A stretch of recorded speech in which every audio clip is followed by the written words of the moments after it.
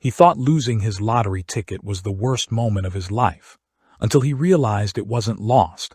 It had been stolen by his own wife, T.O. Bryant, a quiet middle school science teacher in Philadelphia, had spent 14 years playing the same lottery numbers every Thursday, numbers built from love, family, and memories he believed would always hold his marriage together. But one ordinary morning, everything shattered when he discovered his $52 million winning ticket was gone, and the person he trusted most had already begun turning it into her escape plan with another man. Theodore Bryant was 41 years old when he discovered that the life he trusted had been quietly taken from him by the person he loved most.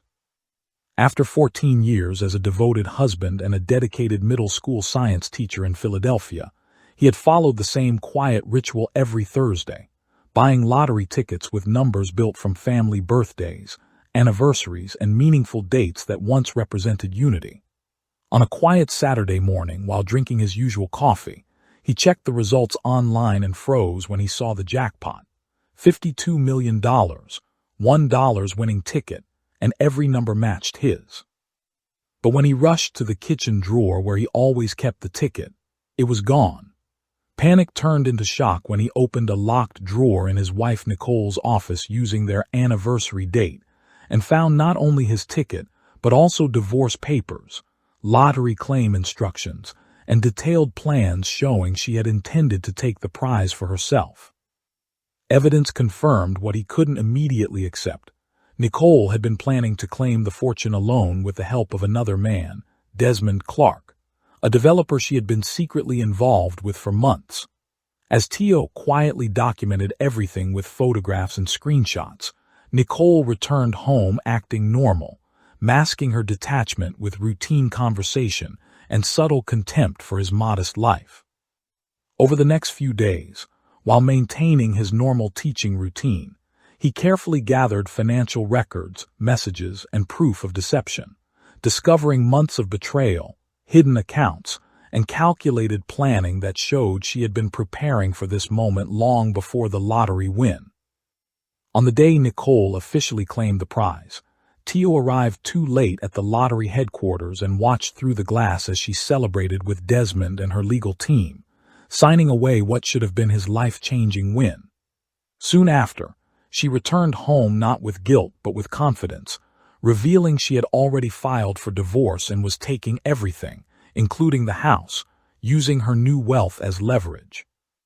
Her lawyers moved quickly, filing false claims that painted T.O. as unstable and dangerous, and within days he was legally forced out of his own home by police while Nicole and Desmond watched him leave with cold satisfaction. He moved into his brother Isaiah's basement, carrying only what he could salvage, while refusing emotional retaliation and instead focusing on building a legal case. With the help of a powerful attorney, Patricia Keene, and a former detective, Raymond Porter, the full truth unraveled.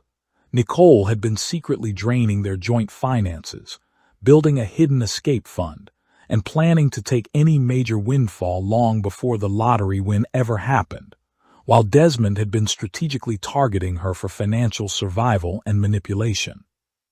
Evidence revealed coordinated deception, including messages proving she intended to steal the ticket the moment it became valuable. A civil fraud case was filed, seeking to freeze assets and reverse the payout, while investigators traced financial misconduct and uncovered the depth of betrayal. As legal pressure mounted, Nicole found herself facing a case far stronger than she expected, one built on documentation, timestamps, and intent that could not be easily dismissed.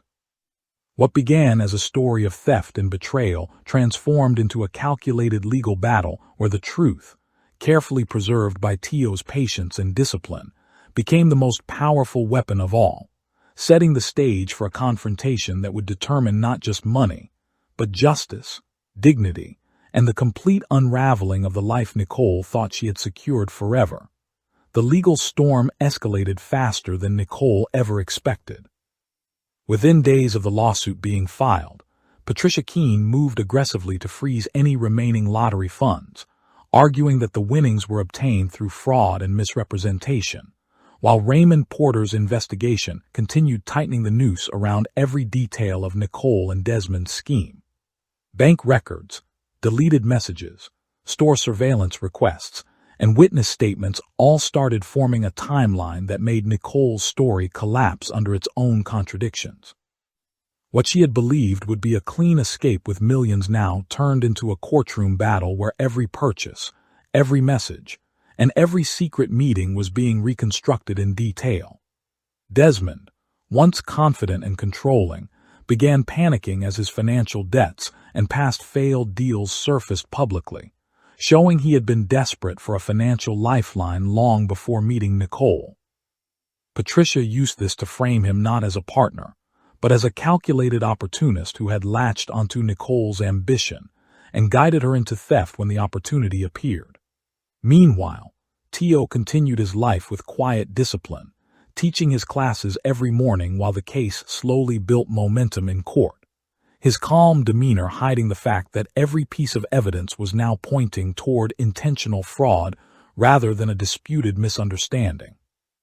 Nicole, on the other hand, began losing control of her carefully built image. Media attention around the lawsuit painted her as both a lottery winner and a suspect in a high-value civil theft case, and her legal team started shifting strategies from denial to damage control. The emergency hearings grew more intense as Patricia presented proof that Nicole had accessed Tio's lottery habit logs, monitored his weekly purchases, and planned her claim timing down to the hour, which made the judge question the legitimacy of her original filing. At the same time, Raymond uncovered additional financial transfers that linked Nicole's hidden account to payments made for legal consultations months before the lottery win, strongly suggesting premeditation.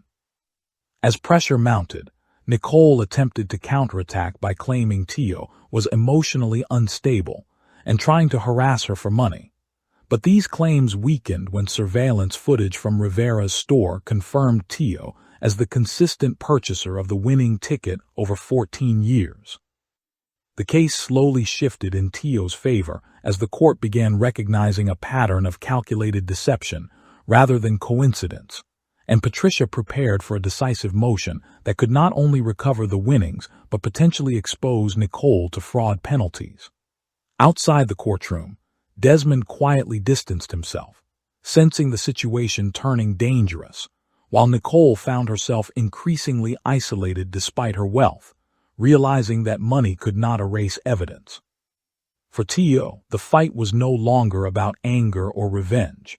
It had become about restoring truth, proving ownership, and ensuring that every carefully documented lie finally met its consequence in a system that was now beginning to listen.